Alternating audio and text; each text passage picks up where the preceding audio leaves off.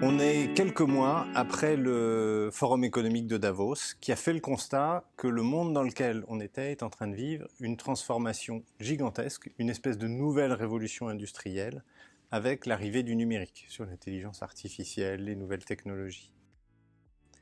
On est donc dans un monde où la transformation impacte non seulement les entreprises, mais elle impacte aussi le monde de l'enseignement. Et les transformations que doit aussi embrasser l'écosystème universitaire de la francophonie, c'est d'être capable de faire face à un besoin croissant de formation. Avant, c'était uniquement les formations initiales. Demain, ce sera aussi la formation tout au long de la vie.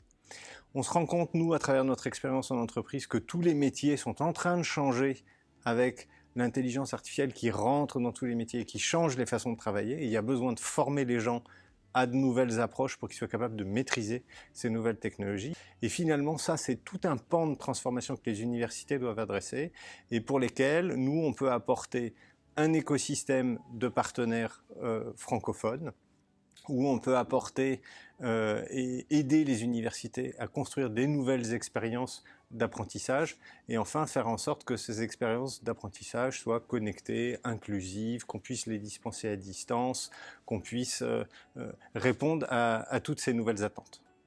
Pour moi, il y a un prérequis qui est important. On a commencé à apprendre à se connaître avec une première participation active de Microsoft à ID9.3 l'année dernière à Marrakech.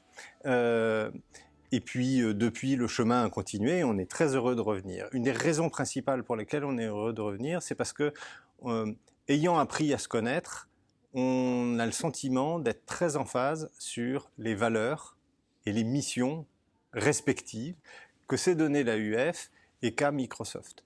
Nous, notre mission, c'est de permettre à chaque personne et chaque organisation de réaliser son plein potentiel. Alors évidemment, nous, on le fait plutôt avec les technologies du numérique qui viennent y contribuer. Et donc notre objectif, c'est comment, avec le numérique, on aide à faire réussir un écosystème francophone. Et évidemment, on se retrouve sur cette mission-là que vous avez. Donc ça, c'est la base qui fait que finalement, on se retrouve sur la mission, mais on se retrouve aussi sur les valeurs, sur la façon de le faire, en étant pragmatique, en cherchant à mettre en œuvre des solutions pratiques et en faisant un impact concret sur le terrain et en étant inclusif.